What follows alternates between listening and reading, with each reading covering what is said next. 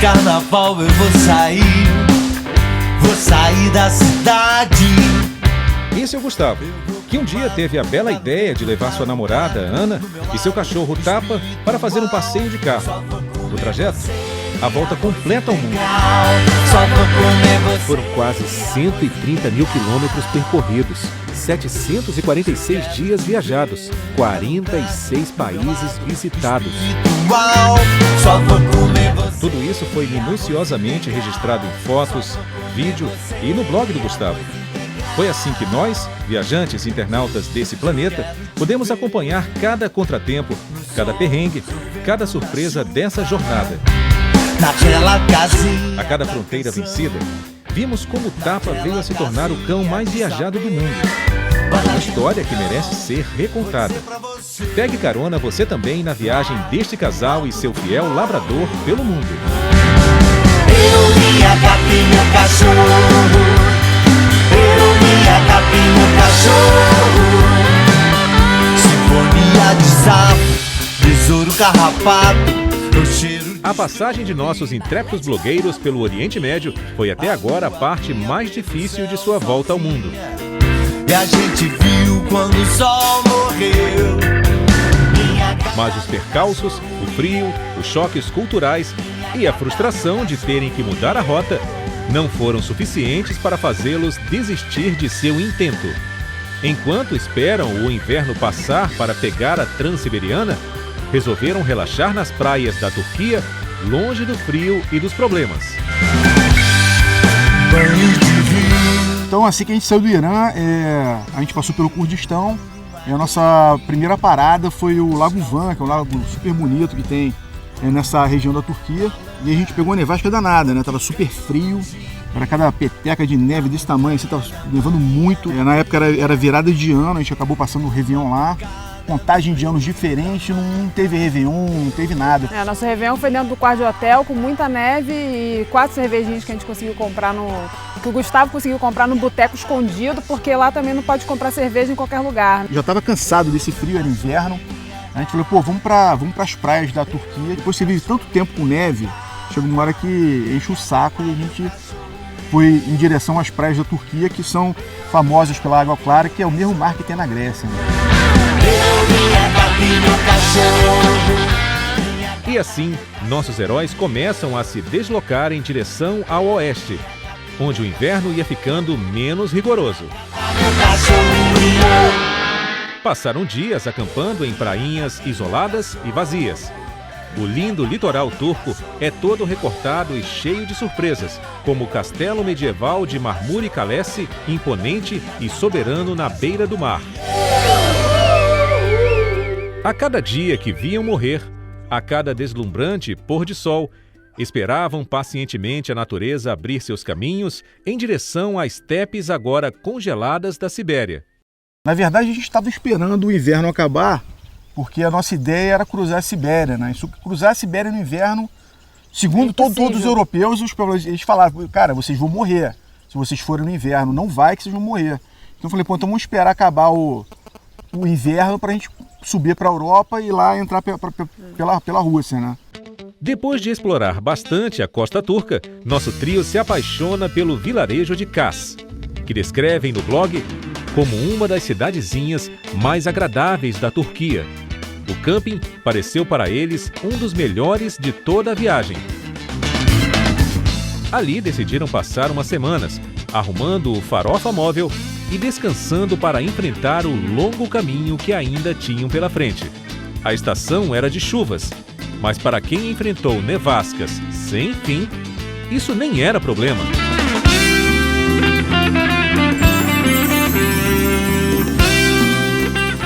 Praia, churrasquinho, farofada, vida mansa. Parecia que nada podia dar errado. Só não contaram com o fator Tapa. Quando a gente chegou no camping, a dona do camping, ela falou, ó, tem um cachorro aí grande, um cachorro turco enorme lá, acho que é o maior cachorro que existe no mundo, uma raça turca. Não deixa o seu cachorro chegar perto do meu, que ele vai atacar, ele é bravo. Eu falei, tudo bem. Eu tomei o cuidado de, no camping, sempre deixar o Tapa amarrado. Em algum momento o Tapa conseguiu se livrar, que ele é meio David Copperfield, sacou? Eu juro que não fiz nada. Foi ele quem começou. Eu só fui lá dizer um alô e ele partiu pra ignorância. Nesse dia que aconteceu isso com o Tapa, a gente não percebeu que ele tinha sido atacado. De repente a gente viu o Tapa voltando todo com a cabeça baixa, assim, com a cabeça de cara de humilhado, né? O Tapa não tem essa cara nunca, né? Que coisa estranha. E aí, porra, claro que ele foi no cachorro que não podia ir, e o cachorro meteu o cacete nele. E aí eu tive que levar ele no veterinário, ele tava com um furo no pescoço, com um furo nas costas, tava com o saco furado. O Tapa ele tem a mania de achar que ele é maior que todos os animais que existem. Maior que vaca, maior que cachorro, de cavalo, todo mundo. Lhama, camelo. Todos os animais que ele encontra, ele acha que ele é maior. Então ele é abusado pra caramba, se ferrou dessa vez. Ele teve que ser operado, ele recebeu um monte de pontos, sei lá, no total de pontos foram 50 pontos, foram vários. E ele teve que colocar um abajur rosa, né? E foi um transtorno para ele e pra gente também, porque ele dorme dentro do carro com a gente. Então, aquele abajur já tirava metade do nosso espaço. Esse carro é minúsculo, né? Na primeira noite que o Tapa teve isso, a gente deixou o Tapa dormindo sozinho dentro do carro e a gente alugou uma cabaninha dentro do camping, porque não dava para dormir todo mundo lá dentro, né? E o pior de tudo é que a gente pegou uma época de chuva lá, então a gente ficava, sei lá, só tempestade de brabeira, mais de uma semana, a gente nós três dentro do carro, sem ter pra onde ir, com um cachorro com esse abajur. Então foi uma tortura para nós três. E um abajur rosa, né? Então, e ele é macho, então a gente saía com ele na rua, todo mundo queria tirar foto com ele, porque ele estava super engraçado.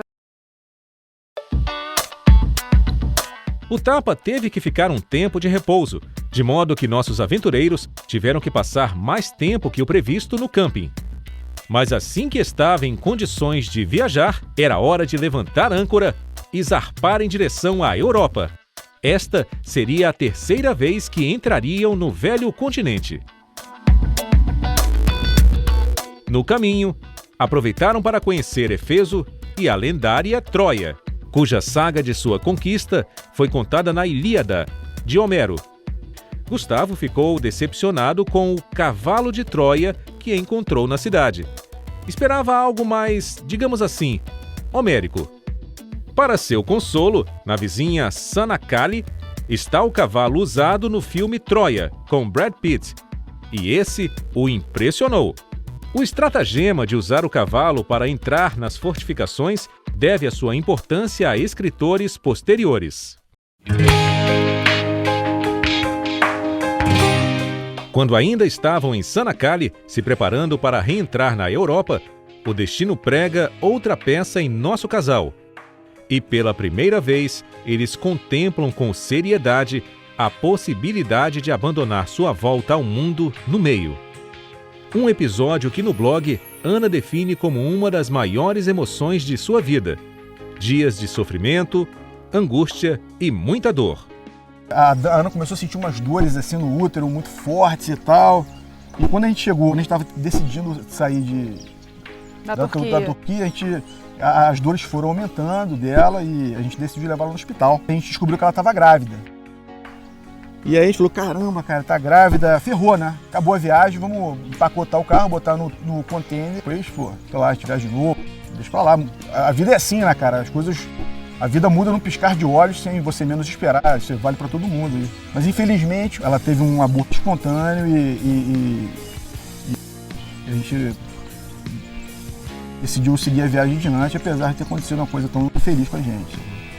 O Oriente Médio e sua beleza exótica, que desafia viajantes e exploradores desde os tempos imemoriais, também cobrou de nossos heróis o seu preço. E como os heróis das lendas homéricas, suas provações serviram para fortalecer a vontade e a união dos três em torno de seu objetivo comum. A convivência da gente só melhorou, né, com o passar da viagem. A gente entrou de uma forma na viagem e saímos outra, né? Então, todas as dificuldades que a gente passou e todos os momentos difíceis que a gente passou, principalmente no Oriente Médio, que eu acho que é onde foi realmente a gente passou mais perrengue, né? Só fizeram fortalecer a nossa convivência e a nossa vontade de terminar esse projeto juntos, né? Independente da forma que fosse, por onde fosse. A gente tinha uma meta de completar a volta ao mundo e esse era o nosso objetivo.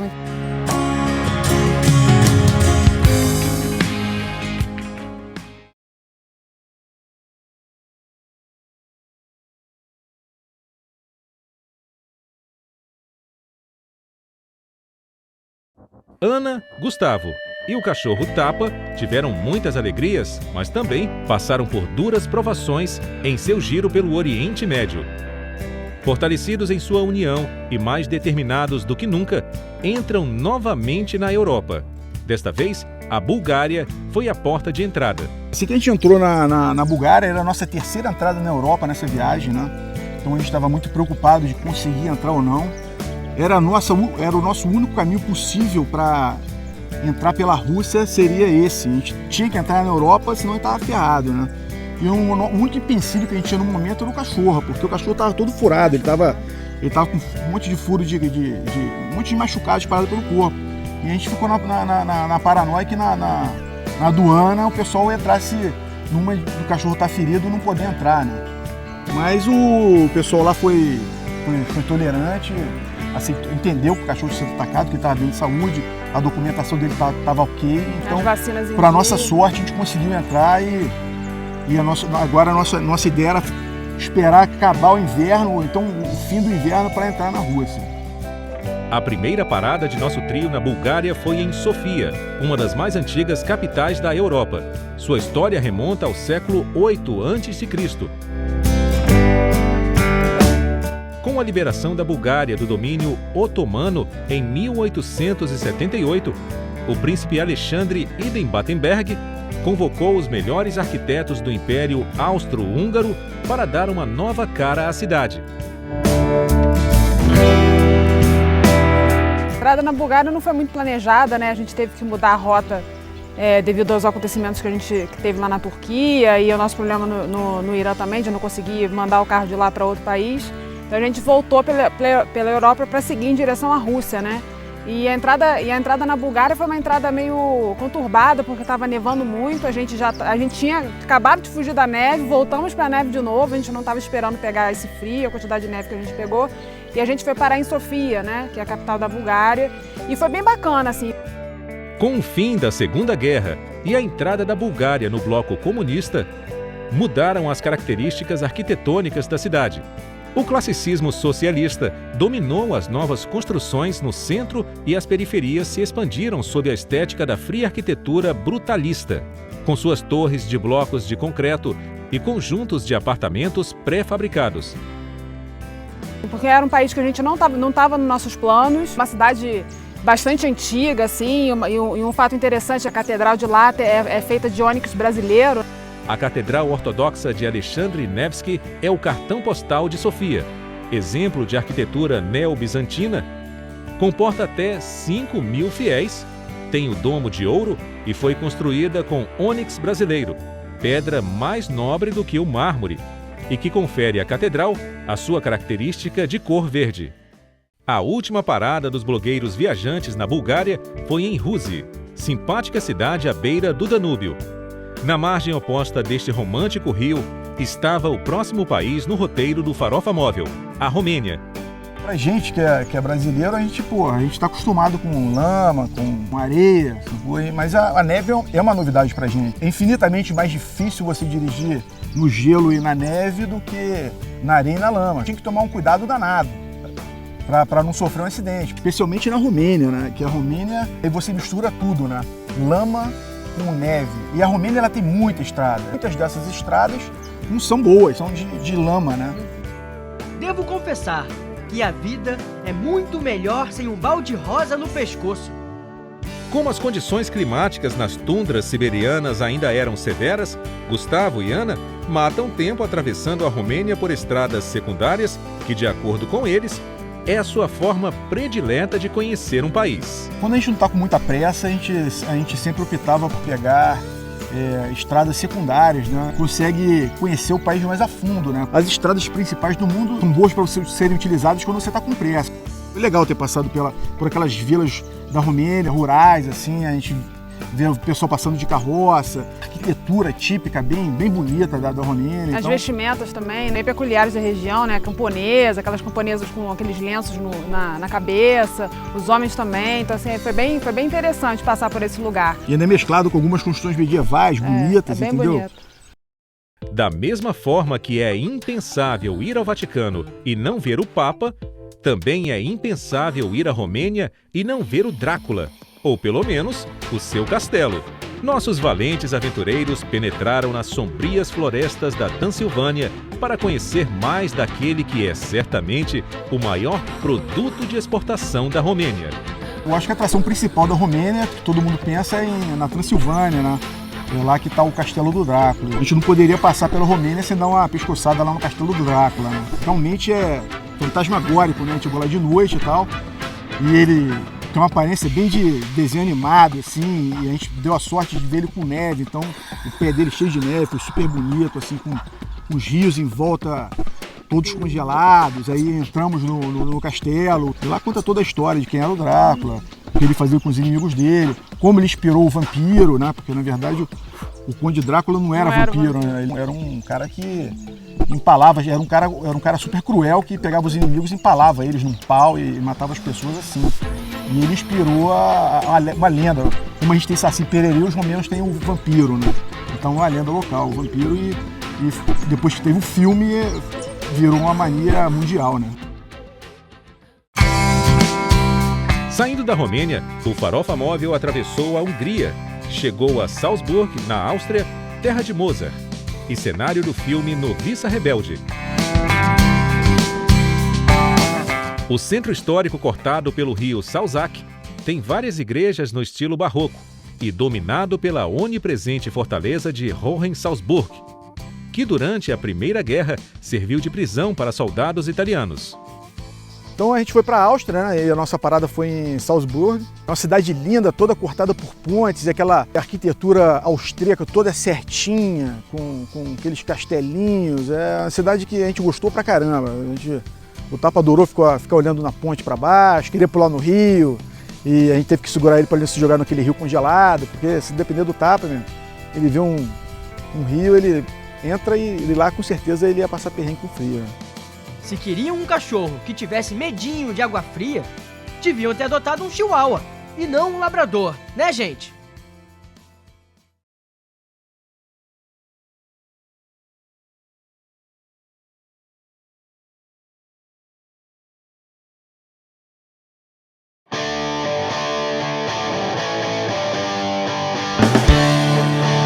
Munique é conhecida mundialmente por sua bela arquitetura, sua cena cultural efervescente e pela sua Oktoberfest. Isso é o que todos sabem. Munique é uma cidade grande, né? Uma cidade lindíssima da Alemanha, talvez uma das mais bonitas, né? Em relação à arquitetura, à localização, ao clima da cidade, às pessoas. É uma cidade culturalmente muito forte, né? O que nem todos sabem é que Munique é também a capital mundial de surf de rio. E essa era uma oportunidade que um surfista fanático como o Gustavo não iria deixar passar. Lá a gente teve uma experiência bacana, né? O Gustavo já estava com aquela ânsia de querer surfar em qualquer lugar e de repente ele descobriu que tinha um tal de um rio em Munique que as pessoas surfavam, né? Uma das poucas ondas que eu surfei na viagem inteira foi nesse rio, né? A onda de rio não acaba de quebrar nunca. Um bom atleta pode ficar indefinitivamente em uma onda. Surf de onda pode ser um esporte perigoso, portanto, é permitido apenas um surfista de cada vez na água. Enquanto esperam, os que estão de fora batem papo. Aí quando eu fui tentar pegar onda, todo mundo pergunta, você já pegou onda aí e tal? Não entra não, é perigoso, já morreu alguém aqui? Ah, só morreu um australiano e tal, tava bêbado e tal. Eu falei, porra, na história toda, morreu um cara, não vou ser eu que vou morrer também, né? E eu fui experimentar essa onda e descobri que é completamente diferente que o mundo do mar. Eu tive aquela dificuldade tremenda com a flutuação, a onda não quebra com buraco, ela quebra meio esfarelando, então eu tive dificuldade, sacou? Eu consegui pegar umas ondinhas lá, mas o show mesmo é a galera local que dá sempre, né? O pessoal tem neguinho que surfa tomando cerveja, sacou? Então eu só bebi depois do surf. Gustavo e Ana declaram no blog amor incondicional à Alemanha. Pudera, o país tem a reputação de produzir as melhores cervejas do mundo. E nosso casal não se intimidou perante as verdadeiras jarras que usam por lá como copo. Mas a vida de viajante não se resume a encher a cara. E quando estavam sóbrios, pegavam a estrada para quem quer conhecer mais desse país, que oferece condições excepcionais para quem quer conhecê-lo de carro.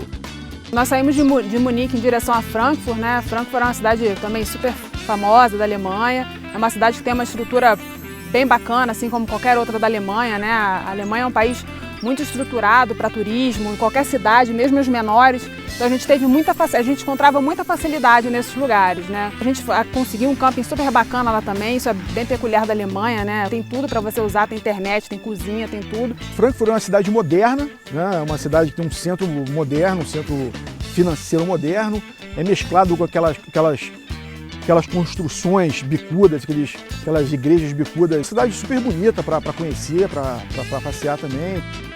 Frankfurt é o centro da indústria automobilística do país e tem o apelido de Detroit alemã. Hoje, famosa por seus arranha-céus e pelo predomínio da arquitetura moderna, a cidade perdeu muito de suas construções históricas durante a Segunda Guerra. A maior parte do que restou teve que ser reconstruída, como a igreja de São Bartolomeu, a catedral da cidade. As origens desse belo exemplo de arte gótica datam do século XIV, e era lá que os monarcas germânicos eram coroados. De Frankfurt, nossos viajantes partiram para Bonn, ou como chamamos no Brasil, Colônia, uma das cidades mais afetadas pelos bombardeios aliados, perdendo na época 95% de sua população. Hoje, Colônia é considerada um dos principais centros culturais do Vale do Reno, com mais de 30 museus e centenas de galerias de arte. Nosso trio desembarcou para conhecer a cidade sem saber que estavam chegando em uma época muito especial em Colônia. E a gente saiu para passear à noite e de repente a gente se deparou com o carnaval, né? Mas não é igual ao nosso carnaval, aquele esquema, as mulatas, todo mundo rebolando. É um carnaval completamente diferente, né? É um monte de gente hiper fantasiada, super assim. produzida. Parece assim. que é peça de teatro. Parece um tá campeonato de fantasia. É incrível, assim. Foi uma surpresa muito grande porque o alemão ele tem essa fama de ser mais turrão, né, mais durão, e a gente não viu nada disso, né? Nós éramos os únicos que estávamos sem fantasia, todo mundo parava e perguntava pra gente, ué, por que vocês estão sem fantasia? Não, mais ou menos, né? Eu tava com minha roupa de frio, o cara perguntou, vem cá, você tá fantasiado de mendigo americano? Eu falei, não, meu irmão, essa é minha roupa de frio mesmo. Carnaval, cerveja e um camping muito bem estruturado era tudo que nossos viajantes queriam agora. Tapa se divertiu muito brincando no bosque e na beira do rio, enquanto Ana e Gustavo tomavam suas cervejas e socializavam com a animada galera do camping.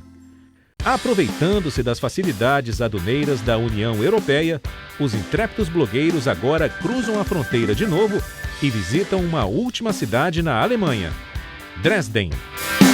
Dresden é uma cidade lindíssima também, teve aspectos da Segunda Guerra ainda bem vivos ali, a arquitetura do lugar, eles ainda mantêm isso muito forte, muito vivo. O alemão ele tem muito dessa cultura, né, que são os jardins onde você chega e fica tomando cervejinha.